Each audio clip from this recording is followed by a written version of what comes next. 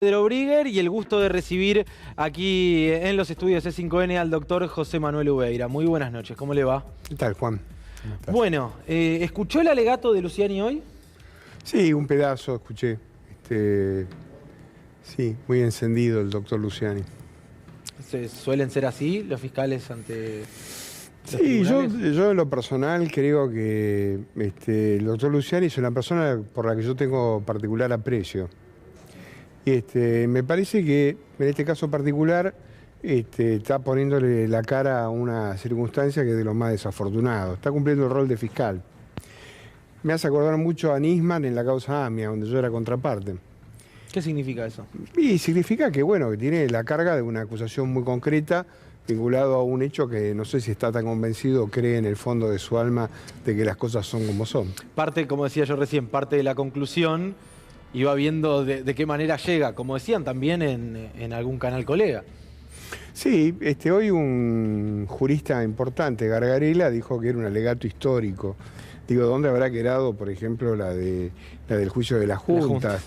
¿O dónde habrá quedado el nuestro en AMIA, ¿no? Si este es un alegato histórico. Lo que yo creo que el doctor Luciani tiene un gran problema, que es el drama de todos los fiscales, que es que en este caso particular es una causa basada en la estructura del lawfare, que tendría que haber defendido Polichita y que él se tiene que hacer cargo. Entonces, hoy particularmente lo que queda, y las defensas lo van a poner más que blanco sobre negro, es la cantidad de elementos de prueba que son más que suficientes, tanto de documentos como de testimonios. Son 3 toneladas de prueba, según Clarín. Sí, bueno, por eso, pero 3 toneladas de prueba, pero en AMIA debe haber 30 toneladas o 300 toneladas de prueba que si le prendes el fósforo es caro, porque no sirvieron absolutamente para nada. Entonces a mí esas cosas ya son pavadas que se dicen. La realidad es que lo que está en el tapete son dos cosas. La primera de todas es que un gobierno, inclusive el de Macri, no puede ser una asociación ilícita. En segundo lugar, que para mí es fundamental, que es que dentro, digamos, de la actividad penal no puede haber enjuiciamiento a cuestiones que son pura y exclusivamente resorte de la Administración Pública Nacional. Y hay tres cosas que los ciudadanos tienen que saber. La administración pública se rige sobre 3 principios, que se llaman mérito, oportunidad y conveniencia. Y en función de eso, las decisiones políticas que se toman dentro de una jurisdicción, como puede ser una provincia o de la nación, no son sujetas a revisión por parte de los jueces, porque si no, no hay división de poderes. Y en este caso particular, lo que está ocurriendo en Comodoro Pi es que están metiendo las narices, desde hace rato, los jueces en las decisiones políticas que se toman en el ámbito administrativo. Con lo cual lo que tenemos es ni más ni menos que inmiscuirse un poder dentro de otro poder. Ahora, creo que es obvia la pregunta, o la respuesta mejor dicho, pero la voy a decir igual. ¿Crees que la sentencia está firmada? ¿Y es condenatoria contra Cristina? No, yo creo que no. Me sorprendiste entonces con la respuesta. Yo creo que no, yo creo que pueden estar escritos los hechos. Ahora, las conclusiones para llegar a todo esto, yo creo que van a tener que escuchar a todas las partes. Yo no creo de ninguna manera que se haya anticipado una sentencia condenatoria de ningún lugar. Creo sí positivamente en que los jueces deben tener con mucha claridad que lo que se está hablando es concretamente de proscripción de un presidente. Porque una sentencia condenatoria de esta naturaleza instalaría un problema muy grave desde el punto de vista político, institucional. Con esto no quiero decir ni anticipo nada con respecto al resultado de la justicia.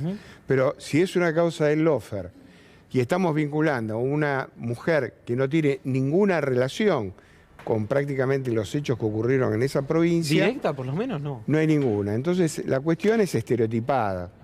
Y entonces cuando ya las cuestiones se transforman en estereotipadas, la gente empieza a pensar claramente que hay una persecución. Ahora, como dirían los muchachos de mi barrio, si te quieren cagar, te van a cagar, no te hagas ningún problema. Porque el hombre más bueno de la tierra, que se llamaba Jesús, lo llevaron a la cruz y hubo un juez que intercedió por él. Yo tengo un gran amor por Poncio Pilato, porque hizo lo imposible. Ahora, si decidieron que van por vos, van por vos. ¿La van a cagar o no? Entonces, yo en lo personal, me parece que estos 3 jueces que están ahora, que van a intervenir en este asunto, van a mirar el asunto con algún grado de perspectiva, en el sentido de que la prueba es abrumadora en cuanto a la inexistencia de un delito. Y la asociación ilícita, que es bueno que también la gente lo sepa. Es lo que marcábamos, sí. Es bueno que la gente la sepa. La asociación ilícita es un delito contra lo que se llama la tranquilidad pública. Yo no creo que ni Lázaro Báez ni Cristina Fernández hayan quitado el sueño ni a Irina Hauser, ni a vos, ni al señor que está detrás de la cámara por la existencia de que realmente estaban en el gobierno. O sea, digo, la asociación ilícita son organizaciones que nacen, crecen, se desarrollan y mueren para realizar delitos indeterminados. Entonces, los cárteles son organizaciones que son asociaciones ilícitas, la mafia y cantidad de cosas. Porque secuestran, extorsionan, roban, cometen cualquier tipo de delito indeterminado. En este caso particular, ni siquiera hay un delito indeterminado. Porque acá, teóricamente, sería una cuestión contra la administración pública. La administración pública y demás. Hay un fallo liminar que se llama Stancanelli, que espero que los jueces lo recuerden. ¿Qué dice? Bueno, Stancanelli dice claramente que la asociación ilícita no es vender caramelos y repartirlo como si fueran... no todo es asociación ilícita. Pero no todo es asociación ilícita. Entonces, que la asociación ilícita es una cosa que es muy reducida y muy contemplada y que fundamentalmente no se puede llegar a la asociación ilícita por la tapa de los diarios. Eso dice el fallo Stancanelli de la Corte. ¿Tienen margen los jueces para ser imparciales cuando las tapas de los diarios, cuando los ríos de tinta ya están escritos y derramados, cuando te van avisando de alguna manera y te van limando, cuando te salís un poquito del camino, cuando los propios editoriales de la televisión hablan de, bueno, la creación del sentido común, ¿no? Y si no fallan a mi gusto, bueno, te vas a tener que bancar las consecuencias, que son claras las consecuencias. Yo recordaba recién hace un rato, no me acuerdo qué decisión tomó la Corte de postergación, no sé si era el inicio de la causa vialidad justamente, la apretada y se comieron. Digo, hay lugar, digo, pues de verdad, más allá de que uno dice, bueno, los jueces tienen que ser imparciales y demás, vivimos claramente en una sociedad donde la condena mediática muchas veces se anticipa a la judicial. Sí, yo por eso desde hace muchos años y de mucho tiempo, ya que en este canal lo he dicho muchas veces, amo el juicio por jurados y no por los jueces. Claro que sí, por supuesto que sí. No solamente porque lo dice la Constitución, sino porque me da más garantías que 12 ciudadanos, cuando vos le planteas determinado tipo de problemas, seguramente resuelva con mayor grado de imparcialidad. Ahora, si 3 jueces van a ser imparciales, eso tiene que ver concretamente con los compromisos que ellos asuman, que están más allá, digamos, de la justicia. Son 2 cosas distintas. Una cosa es el juez que falla conforme a sus convicciones o sus ideas y su forma psicológica de resolver. Y otra cosa son los pactos preexistentes. Entonces, a mí no me preocupa tanto qué es lo que le pasa por la cabeza al juez, si cuando la mujer le habla mientras está desayunando y le dice, ¿a vos te parece la chorra esta que la tenés ahí? ¿No? Digo, que puede ocurrir, sí, claro. Pero pasa todo el tiempo. O la vecina del country o de la familia de tal lado que le cuenta y vos tenés ahora el juicio de la chorra y de esto y de aquello. Ahora, el punto pasa cuando el tipo se encierra en el baño y se está afeitando, se mira en el espejo y dice, yo voy a fallar conforme a las convicciones y las pruebas que yo tengo o sencillamente porque yo pertenezco al club del gorilaje que de alguna manera tiene que cagar a la chorra. Bueno, esa es una cosa que se resuelve en el psicoanalista y no con el doctor Ubeira. Irina Hauser. ¿Qué tal? Buenas noches. Yo quería retomar a lo que planteaba Juan, que tiene que ver con la intervención de la Corte Suprema en este caso. ¿Cuál fue el papel que tuvo la Corte Suprema? Que a mi ver no fue menor. Anómala. Totalmente anómala. ¿Por qué? Porque en principio, digamos que un caso vaya en revisión a la Corte por un tema de prueba vinculado al tema que se hacía, yo me acuerdo que era por un tema de peritaje, si se hacían los peritajes, no se hacían los peritajes, si había... Toda una cuestión que la Corte, yo creo, si no es el primer caso, debe ser uno de los primeros casos de la historia de la Corte Suprema que se abocan a una instancia de tribunal oral en la cual la Corte no tenía absolutamente nada que hacer. Y claro, pero se abocaron 3 años después. Claro, claro. Sí. Eso es lo que digo. O sea, es todo anómalo en esta causa. Entonces, la verdad es que... ¿qué es lo que agiganta la sospecha de Cristina Fernández si yo fuera imputado? Que claramente está todo diseñado de antemano. ¿Por qué? Y porque la anomalía en el proceso penal siempre se considera como un acto conspirativo. O sea, yo digo, concretamente, cuando vamos con el per saltum de Bruglia, Bertuzzi y Castelli, ¿Estamos diciendo de que la Corte tenía una necesidad imperiosa de resolver per saltum la situación de 3 jueces? No. Entonces, ¿qué es lo que pensamos? Y bueno, estos 3 jueces son 3 jueces dirigidos para determinado tipo de protección o de ambición o de línea.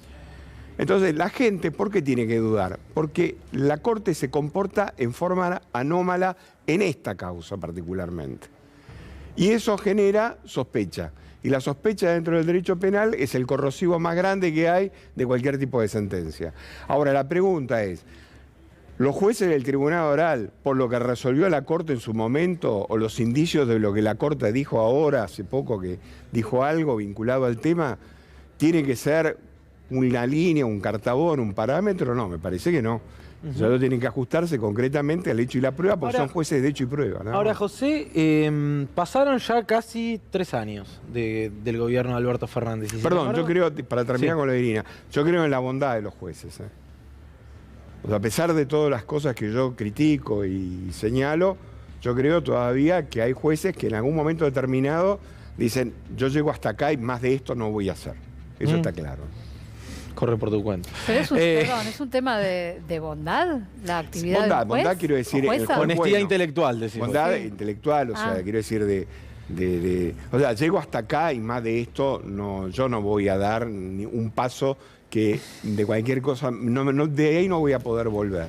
Creo particularmente que yo todavía estoy en la expectativa de todo eso, ¿no? Pasaron 3 años casi del gobierno del Frente de Todos y sin embargo hoy estás invitado acá para hablar de Lawfare que continúa. ¿Por qué? Porque el presidente Fernández en su momento determinado tuvo una oportunidad histórica en la apertura de su mandato de colocar un ministro de Justicia que hubiera colocado en agenda concretamente los grandes problemas nacionales en materia de justicia. Y se decantó por la ministra Lozardo, que fue una pérdida de tiempo y que no direccionó absolutamente nada de las políticas que el presidente supuestamente iba a implementar tanto en su campaña presidencial como en la apertura del discurso de apertura de las primeras sesiones. Entonces la realidad es que el fuego para propagarse necesita oxígeno. Bueno, en este caso particular, para que determinado tipo de conductas negativas dentro del Poder Judicial crezcan, lo que hacen falta es la inercia absolutamente de los contrapoderes. Y lo que hubo fue nada más que eso. Yo no sé si fue negligencia, fue impericia, no quiero pensar que hubo colusión. Pero la realidad es que cuando uno mira cuál es la situación en la que estábamos en el final del mandato de Macri, a lo del día de la fecha, te diría que en algún punto determinado estamos peor. ¿Peor? ¿Por qué? Porque yo creo que los jueces, por esto que te acabo de decir, porque como yo veo que no hay ningún coto a determinado tipo de acciones dentro de la justicia, y como realmente no hay un avance concreto, por ejemplo, vinculado a las acciones de los jueces de la Corte Suprema. Yo nunca vi un juez que se autoamnistíe con respecto a sus clientes y diga a partir de ahora voy a fallar. Digo, no veo juicios políticos, no veo concretamente una confrontación franca con el Poder Judicial. Digo, esto no es malo. En Estados Unidos, ahora la Corte Suprema acaba de fallar una serie de barbaridades y el presidente de los Estados Unidos y toda la línea el política, aborto, entre otros temas. Entre otros temas, lo salió a putear hasta en japonés. O sea, pero esta es la verdad. Porque el sistema republicano no es que yo me guardo y la división de poderes y el Poder Judicial hace lo que se le da la gana. El Poder Judicial no hace lo que se le da la gana, hace lo que la República, que somos nosotros, decidimos que es lo que ellos hagan. Y acá entonces hubo... Bueno, acá lo que hubo fue eso. Yo no alcanzo a... No, si temor o negligencia o claro, intencionalidad incluso. Bueno, no quiero pensar en la intencionalidad. Pero, digamos, tanto error no puede ser. Y el presidente de la Nación, digamos, presidente de la Nación es un abogado. Y un abogado que hace penal. Y un abogado que defendía, hasta antes de ser presidente de la Nación, a algunos de los dueños de este canal. O sea, que el negocio lo conoce. Entonces, la pregunta es, ¿para qué llamás a una comisión de notables para resolver cosas que vos sabés que son así? ¿No es para darle legitimidad? No, ¿qué legitimidad? La legitimidad la tiene el presidente. Lo elegimos nosotros con el voto. El presidente no necesita ser reafirmado por lo que le dé una comisión de notables. O O sea, lo que había que haber hecho era instrumentar un plan concreto para llevar adelante las reformas que hacían falta dentro de materia judicial. Y claramente, como dice Zaffaroni, y yo concuerdo con él totalmente, no es que tenés 50.000 jueces que son malos. No, hay 10 tipos en lugares estratégicos que son los tipos que de alguna manera te complican la vida, pero complican la vida desde el peor lugar, porque vos sabés que las sentencias ya están diseñadas. Un juez que te dice concretamente que en el tema del espionaje hay cuentapropismo y que en el tema de Lara San Juan el fiscal hoy acaba de ir a casación, te plantea la nulidad de la indagatoria y vos le das un sobreseimiento, como si de alguna manera los familiares de los de Lara San Juan fueran no sé qué cosa. Y nosotros tenemos que seguir arpándole los jueces a estos tipos, los salarios a estos tipos. O sea, la verdad es que a mí lo que me molesta, pues yo pago muchos impuestos como pagamos muchos argentinos, es que yo le estoy pagando el salario a un grupo de tipos que son unos sinvergüenza. Así que es evidente que son unos sinvergüenza. Entonces, a Casanelo le hicieron una causa y tremendo problema porque decían que había visitado falsamente a Cristina Fernández en Olivos. Y resulta que acá el presidente del Consejo de la Magistratura, que se llama Galle Tagle, o Tagle Calle Gallo, no me acuerdo, son las dos calles. Gallo Tagle. Gallo Tagle, bueno, ahí está. Dijo que en cualquier caso ese era un problema de ética y que evidentemente había un tema de ética en ese tema. Sí, sí. Entonces, bueno, y se archivaron las denuncias por inexistencia de delito. Inexistencia de delito y cantidad de cosas. Ahora, si yo soy, creo que le decía a Irina recién, en materia de justicia, vos lo único que no podés es dudar. O sea, el corrosivo más grande de la justicia es la sospecha de parcialidad. O sea, la primera regla es el juez imparcial. Y si el juez se sienta a comer con el presidente, o se va a jugar al pádel con el presidente, o un integrante de la Corte va a ver al presidente y cuando yo lo interpelo, él me dice que fue a ver al presidente en representación de la Cámara porque era presidente de la Cámara, y es mentira, y está en funciones. Entonces, uno se pregunta seriamente, bueno, digamos, ¿esto es un sistema de justicia? No, esto es un reparto de cargos, nada más. Hace poco Horacio Rodríguez Larreta se juntó con jueces federales, lo hizo varias veces, lo contó el propio diario La Nación, o sea que la práctica continúa desembosadamente.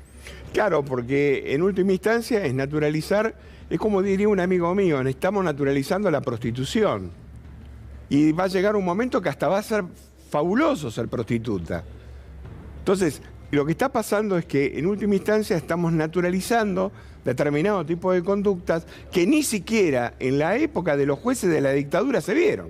Pero no hay ninguna norma, algo que Pero claro que hay esto. normas. ¿Y qué es lo que hay? Bueno, el Reglamento para la Justicia Nacional, que no sé si la habrá tirado por la ventana, pero si el que yo conozco, el que yo conocí en su momento determinado, el juez no podía ir a las carreras, no podía ir al hipódromo, no podía ir a un teatro de revistas, porque se consideraba de que eran ámbitos que eran impropios para que realmente el tipo sea juez. ¿Por qué? Porque el juez está un peldaño arriba de los mortales, de todos nosotros.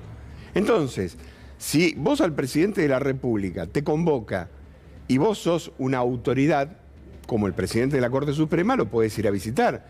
Ahora, ir a jugar al pádel con el presidente de la República y después tenerlo al presidente de la República como judiciable, digo, pregunto, ¿se te pasa por la cabeza de que puede haber algún grado de imparcialidad en todo esto? Bueno, perdón, pero con esa vara no se juzgaban las supuestas visitas de Casanelo Olivos, que de hecho fue con condena, confirmado que hubo intervención de los servicios de inteligencia lo acabo de en la decir. operación. No, pero digo, fue tapa del diario no sé cuántos días, Casanelo Olivos, gente mirando a cámara diciendo, Casanelo, usted estuvo en Olivos, no se haga el distraído, y demás, y ahora frente a eso, confirmado por los propios registros. Por eso es que te vuelvo a repetir, lo de Casanelo no pasó hace 50 años. No. Lo de Casanelo pasó ahora. Y lo de Casanelo es la demostración clara del sistema de la doble vara. Pero, digamos, a mí, yo no como con la tapa de Clarín ni de La Nación. Por mí, yo uso mucho La Nación para prender el asado los días domingos y funciona mejor que el Clarín. Pero lo que quiero decir, no es lo que me preocupa que es lo que diga el diario. A mí lo que me preocupa es lo que hace el poder concreto de los ciudadanos cuando ve que determinado tipo de manifestaciones se lleva por delante los derechos de cada uno. Y la gente que me está mirando seguramente está muy angustiada por saber cómo llega mañana para morfar. Pero la realidad es que si hubiera habido un sistema judicial, no hubieran fugado 50.000 millones de dólares, sí, violando la Constitución y todo el mundo mirando para el costado. Bueno, ahí es cuando uno dice la agenda judicial es la agenda de la gente, claramente. José, muchas gracias por venir. No, muchas gracias por la invitación, muy amable. Muy valiosa la charla, de verdad.